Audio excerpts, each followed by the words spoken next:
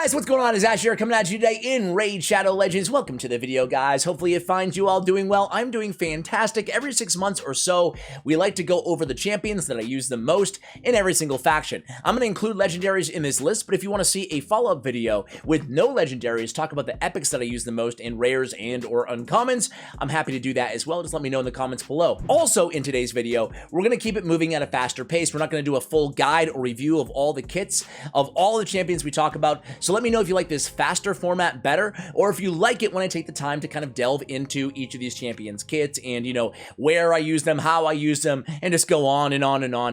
No thanks, I choose life. Let's start out, again, we'll go by faction. We'll start out with Shadowkin faction because I don't think that was even here the last time that we did the most used champion. A lot of these champions a lot different. Even some of the older champions are just champions I previously didn't use a lot, but now I do, kind of like Drexstar Blood Twin, a couple more like that as well in today's video. So Shadowkin, my most used champion is definitely Riho Bone Spear. She's amazing. Very, very fortunate to pull this champion. I have her in double perception in speed here. Very, very fast, 273, capped out her crit rate, over capped her crit rate. I use her in Clan Boss, and I use her wherever I need a Void Affinity champion to land all of these debuffs on the A2 single target 3-turn cooldown. And Perfect Body's an insane ability as well. We have the full cleanse, block debuffs 2 turns, and a great heal as well, man. She is really, really good.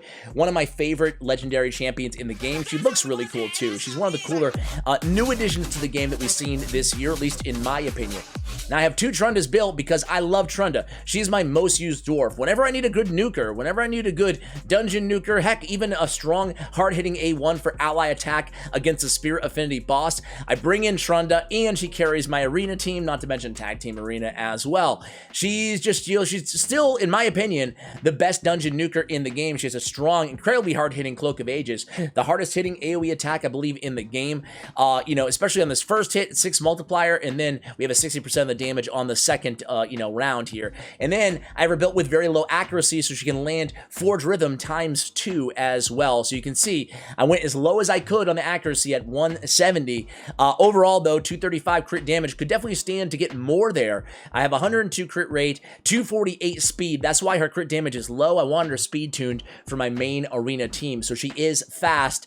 You'll notice that as a theme on my most used champions, to try to build them very, very fast. Okay, next up is going to be Knight's Revenant, and that is my first epic champion in terms of my most used. And those of you who have watched the channel for a while now know that I am such a huge fan of Doom Priest. Doom Priest is amazing. I have her in Relentless because, I mean, all you need to know about Doom Priest is this passive, Bolster. Heal, a great heal, 7.5. Every turn it adds up, right? And then removes 1 random debuff from them to start this champion's turn. Well, what if she gets 2 turns?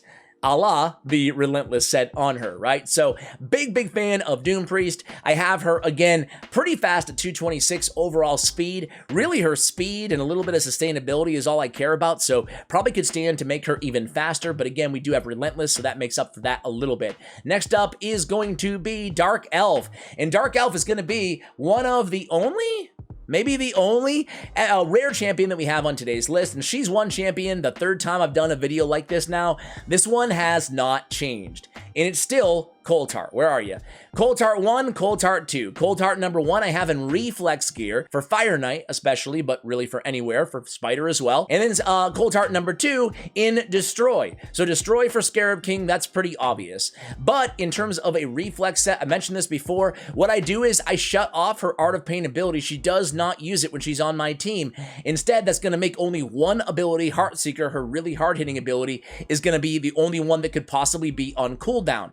Again, so she's hitting with the A1 4 times at random. Fire Knight, thank you very much. And then she's hitting with the A3 against Spider, against anywhere that I want her to do a ton of damage. She's hitting with that A3. And then she has a 40% chance to reduce the cooldown and do a back-to-back or every other turn Heartseeker. Man, I really love her in a Reflex set. I made a whole guide on Coldheart and a Reflex set if you guys want to go ahead and check that out. Big fan of that build. Undead Horde is another thing that changed, right? And you guys can tell after this, I am a huge huge fan of Reflex because I have Bad Alcazar also built in a Reflex set. Bad Alcazar is my most used Undead Horde champion. Honestly, BEK, the BEK killer, I didn't use him that much before the level 24, 25 dungeons were added to the game. Now I feel like I use him a lot. Any Force Affinity, a boss that I'm facing or mobs that I'm facing, I pretty much use him. Obviously, any Magic Affinity boss as well, I use him. So BEK is back in the rotation. I love Reflex on Bad Alcazar because Malice is one of the best abilities in the game, and it's his only active ability. So again, I mean, he's going to be able to use this, remove a full cleanse, 2 continuous heals, and 2 poisons, and sometimes it's crazy. It's back to back to back Malice abilities out of Bad Alcazar, man. I love Bad Alcazar. Really, honestly, more than ever now, more than ever. So I'm really a big fan of this dude. I have him at 209 speed, nothing insanely crazy. Make sure we have a high enough accuracy on him as well. So that is Bad Alcazar. Demonspawn. Excuse me, guys. It is really close to Prince Kymar and Drexstar, but Drexstar, man, I use Drexstar against like so many bosses in this game, now including Spider. He's so nasty, man. He's so nasty because of this. Actually, I lied. I don't use him as Spider anymore. I use Mordecai on Spider. But either way, Doom Tower boss specialist, Drexstar Blood Twin, certainly can't get much better than him in the game. Let me show you the build that I use on him as well. I have him in lifesteal gear, and I can't complain, man. He always gets the job done. Again, lifesteal here, not insane artifacts on him, but you don't need insane. I mean, I guess it's pretty good, right? 300 accuracy, 91, 148, and a lot of defense. He has damage based on defense, and again, lifesteal. Lifesteal, very important that you have Giant Slayer on to make sure you're getting all of that HP back. Most of the heals on himself are because of those Giant Slayer procs. Again, keep that in mind, guys. He does have some self-healing as well in his A1, but really this passive, right, has a 75% chance, is it? 80% chance, 55, 65, 75% chance of placing an HP burn debuff for 2 turns on the attacker when hit, and his resistance is as well goes up. So very, very cool champion. And yeah, now, shockingly, he's, one of my most used champions inside the game. Next up is going to be Orc Faction, I believe. Yes, Orc Faction. We are moving here, guys. Seer is still on the list in terms of my most used champions because Seer is the dungeon nuker in this game, man. If you don't want to spend 15 minutes going through a level 24 or level 25 dungeon, not to mention Doom Tower waves, well, it's going to be Seer. I do have a couple ties on today's list, by the way, guys. But Seer, I mean, she's still incredible because of this Karma Burn ability. It deals more damage than any other ability in the game by far, right? I mean, she's just really in a league of her own. She's an epic champion at that. I hope they never nerf her because she's so much fun and she saves me a ton of time. I'm sure anybody who has Seer can definitely, that resonates with them, right? But it's now close to a 2-way tie between her and Iron Brago because Iron Brago now is my main clan boss carry champion. I tried to stack his defense as high as humanly possible, 5,500, 199 speed, 96, 241 on Iron Brago. Really a very special champion because he has increased defense on all allies for 3 turns on a 3-turn cooldown, right? Can't get much better than that. That's what makes Iron Brago so good and so unique. His entire kit, though, is pretty good. So next up is going to be, let's see, I shouldn't remember the order. Skinwalkers. So Skinwalkers and then Lizardmen. Skinwalkers is a tough one, guys. I only use really one Skinwalker champion on a regular basis. My favorite Skinwalker, I don't use him a ton, is Coronar, but he's not the one I actually use the most. I use one of the on paper worst champions the most, and it's War Chief. I put him in a shield set because why not? But really, I have his accuracy a little bit over 300 because I use him against the Magma Dragon, right, as my main provoker because he has a provoke on his A1 and a provoke on his A2. All he does is provoke. He does a great job at it. He can keep himself alive, generally, long enough to at least to be revived. So to eat up a few hits from the Magma Dragon, and those are his only 2 active abilities. So he's provoking on everything that he does. That's why War Chief is now, shockingly, my most used Skinwalker. I do personally think that Skinwalker is the weakest, probably the weakest faction out of everyone in the game, even including Shadowkin. What about you guys? Do you agree with me there? Do you disagree? If not, who do you think is? So next up, it could be Dracomorph for Lizardmen, but it's actually not anymore. I feel like they're adding a lot of, you know, decreased defense and weakened champions to the game. I'm using Dracomorph a little bit slightly less than I used to. I'm actually using Venus a little bit more because of the affinity. You know, 3-turn cooldown, decreased defense, and weaken. And oftentimes, for whatever reason, where I used to use Dracomorph, now with the new levels, the new bosses, actually, believe it or not, a lot of them, you know, are force affinity, right? So I don't really want to use Draco in those situations, even though I still use him a lot. But Krisk is now my most used Lizardmen champion, and for good reason. He's one of the better champions in the game. He's now my main clan boss carry. For that reason, I have him in stalwart gear as well. We have him really pretty insanely fast. 239, given that his base speed is only 94. We have him built incredibly fast. He has an AoE decreased speed on the A1. He has continuous heal, ally protect on the A2. He has provoke, increased defense on himself, increased speed on allies on his A3, and then he has a shield on his passive. That makes him great for the arena as well. I use him on my arena defensive teams.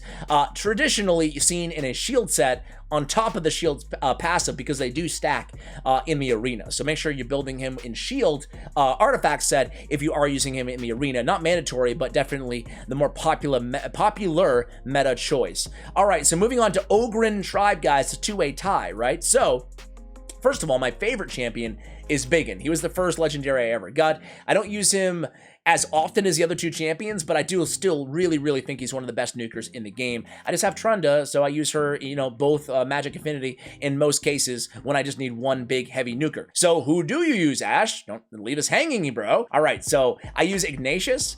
Frostbiter can basically solo it or duo it with Siphi. So I use Ignatius quite a bit. Damage based on defense. He has the provoke. He has the HP burn, right? He can stay alive a long time as well. He's actually one of the better damage dealers in terms of a defense-based champion in the game. Also has that defensive aura in all battles by 25%. I kind of have just random sets on him right now. Probably not the best gear on my account, but not an awful build. A little shy on the crit rate, as is usually the case with me. But overall, pretty good stats. And, you know, could actually stand to, I was going to say stand to increase his accuracy. I thought it was a 213, not a 313. Accuracy is actually pretty good. But it's a two-way tie. Man, I did a guide on Siege Hulk. Didn't get very many views. Kind of bummed out about it because he was one of my favorite champions that I did a guide on as of late. Him and Soul Drinker and Geomancer. 3 of my last champion guides. I really loved all those guides. Not to pat myself on the back too hard here, guys, but check it out in case you didn't, because Siege Hulk is just an absolute damage machine. He is a damage machine. Incredible multiplier, especially on this A3 single target. And then he has increased attack, increased crit rate, and increased crit damage on himself. He has decreased speed in his kit. He has decreased defense as well. Man, this guy is really good. And he's on a 10 times pull right now, so maybe some of you guys have pulled him recently. If you missed the video, check it out, guys. So Barbarians, we are moving pretty fast through this video, for me at least, for me.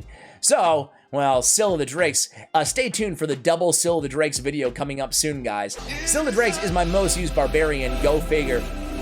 It's time to stop. It's time to stop, okay? No more. All right, so this build, guys, I did a whole video just on this build. A very specific build for Nether Spider with Drexstar Blood Twin. They can duo if you build her fast enough. So I just wanted to get speed on her. I didn't even care about the damage. She's also in a regen set with a ton of HP. So a very particular build, but I'm a big fan of it. And having her this fast as well, just keep in mind here, each hit has a 20% chance, 35% chance of placing a stun. Well, it's not predicated on them being critical hits.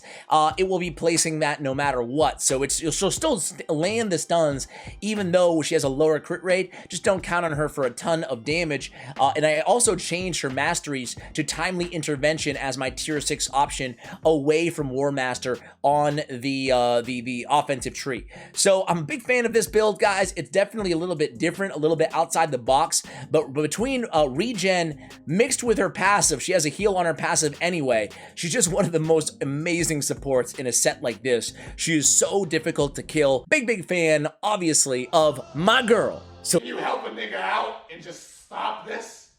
Please? how do you pronounce her name? Sill of the Drakes? Sile of the Drakes?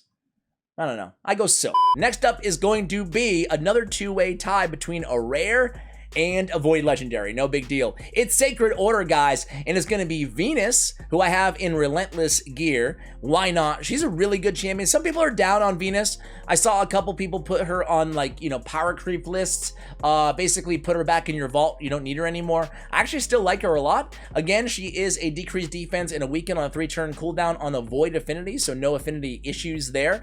And then I actually put her on this pure partner. I put her with Cupidus sometimes because Cupidus on the same team as Venus, I mean, they can deal a ton of damage as a duo and removes all buffs from all enemies, and then has a 50% chance of granting an extra turn on this pure partner ability. So she's bringing even more to the table: an AoE HP burn, an AoE decrease defense and weaken, and remove all buffs from all enemies. So I do actually use a Venus, again, in tandem with Cupidus, and I actually find that to be a very fun combination. Now let's go all the way down to rares. Man, there's so many rare secret rooms in Doom Tower Hard that I've had to actually take a look at a bunch of rare champions again, and one of them is Aethel. Believe it or not, Aethel is actually a really good champion for a rare champion. She's one of my favorite rares actually in the game right now, guys, and I use her in those rare secret rooms, or those magic affinity secret rooms. And again, I just basically have her in a shield set here to help support the rest of my team on each round of those waves, and you know, nothing crazy in terms of artifact choices on her. But I do notice that her, compared to the other starting champions, like, I'm starting to, she's growing on me. I'm not saying I would start with her, but I think in terms of end game viability or mid game viability, certainly a case to be made that she can stand alone on the side of Kayle as the best 2 end game viable champions, just in my opinion. And 3-time hitter with Giant Slayer in the A1 too. Good for Fire Knight as well. So Aethel, kind of tied with Venus there. Next up in High Elves, right? High Elves, yes. Actually a champion who I've really not talked about a lot here on the channel, but I use her now as kind of a damage support champion, and I always butcher her name. Eleanor. I always struggle with her name. It's so simple, but yet it's so hard. Eleanor. It's not that hard, Ash. Eleanor. I have her in a toxic set. The only champion that I have built in a toxic set. 75% chance of placing a weak version of poison. Okay, why? Because she has an AoE attack, which is great. She's placing a poison anyway, a big version there. And then a second one if the attack is critical. That's her A2. And then Combust. Deals damage from all poison debuffs on all enemies instantly. So having her in that toxic set actually makes sense. She can put out a ton of damage because of those instantaneous poison releases. So I'm actually surprised to say that I use Eleanor as kind of one of my main damage dealers, even in Dragon's Lair, right? She's good alongside a champion like Bad Alcazar or Dracomorph, someone who can place poisons, having 2 poison dealers on the team. Really fun champion. I'm glad that I pulled her. I'm actually glad that I built her. And I actually want to give a shout out to a champion that everybody's down on. Look, it's going to be a 20-minute video almost, even with me trying to move fast. Probably would have been a 45-minute video if I had not tried to move fast. Royal Guard, I still like this guy, man. I have him in a weird set, just days. I think I mentioned this on the channel before, but one day I looked at my artifacts and I was like, man, I have a bunch of like really good days gear. You know, double roll crit rate there, crit damage crit rate there, crit speed and accuracy on a crit damage gauntlets. I'm like, hey, I should just use this stuff, right? So I built it, or I upgraded it, and I threw it on Royal Guard. I mean, it's not a good set days at all, but you know, if it's good gear, it's good gear, right? But the thing with Royal Guard is a lot of people are using him in Fire Knight now because he has this turn meter on the A3, which people kind of forget about almost on Royal Guard, and he can still be the best champion alongside Coltart Septimus for Spider, right? For Spider 20. And for me, I don't know about you guys, but sometimes I don't want to have my phone on or my computer or whatever for 5 hours or 6 hours auto farming the more difficult stages of Spider. Sometimes I just want to do Spider 20 and I want to do it fast. And in those cases, I still run Royal Guard. So Royal Guard, he still is a decent, good champion in my opinion, especially if you're just in progression in the game. All right, last but not least, it's going to be, well, Bannerlords. Bannerlords is another 2-way tie, guys. It is, I don't even know what gear I have on him right now, but it is a Void Legendary who used to be trash, but now Baron. I have him in triple cruel right now. I keep messing around with his artifacts. I keep giving better artifacts to other champions, so his crit rate is far from capped. It is crapped. Very ample, appropriate Freudian slip there. But trample, I mean, it can deal a ton of damage. I use him to kind of speed farm, right, on Doom Tower with the A1, and sometimes even when I'm not speed farming, I mean, he has a 20% chance of unlocking Skypiercer here. He has a 40% chance of unlocking Skypiercer here. When he does unlock Skypiercer, it's like an auto death to everybody in the game. I have a great idea to buff Baron though. A great idea to buff Baron would be to deal or to automatically, kind of like Zargala, kind of like, who else am I thinking of? A Dark Elhain, how it's automatically triggered, right? I think it should be a 20% chance to automatically trigger Skypiercer, right? Because what ends up happening with me and Baron is sometimes, you know, I'll unlock the secret skill. I'll see it unlocked, and that means the next turn he's able to use it, right? And in between turns, I've almost killed all the enemies. So inevitably, we end up using Skypiercer a lot of times on like 2 enemies who are half dead anyway. Like, who cares? I want to use it, you know, immediately. So that's a way to really buff Baron, in my opinion. Anyway, the two-way tie there is him and Archmage Helmet. Archmage Helmet, someone was asking me the other day why I use Archmage Helmet in the arena. Like, why not use, why not use Gerptuck instead for the extra damage? Well, honestly, I like having the increased crit damage. The increased speed allows me to build my champions, my slower champions, just a little bit shy of meeting Arbiter's speed. That way, you know, that increased speed will automatically get them there before we get cut in line. And most importantly, he's more accessible than, you know, Gerptuck, I think, you know, to most people out there. So, you know, especially when I'm doing these videos, demonstrating things, I like using champions that people actually have a little bit more, but also I think he's probably, you can make the case this dude is a top 3, you know, epic in the game, and even in the arena, excuse me, immune to turn meter decreasing effects is great to have. And if my team stays alive, but we don't go first, right? If something unforeseen happens, like the opponent's cutting us in line, I can come in with the A2 and stun all the opponents. If they don't get stunned, they get a turn meter manipulation decrease by 20%. So I really like him, and he hits pretty hard, right? So there you go, guys. Those are my most used champions in every faction of the game. Thank you so much for watching until the end of this video. And I asked you, what, 2-3 videos ago? The Ninja Relentless video. I asked you guys if I should get my son a kitten. He really wanted one. Well, she just jumped up on my lap, so say hello. I don't want to live on this planet anymore. To Fern. I forgot her name for a second. We got her a day ago. Say hello to Fern. I don't know. Was that a dumb decision, or was it a great one? We will see. I'll report back. Guys, thanks so much for watching, and as always, take care, guys.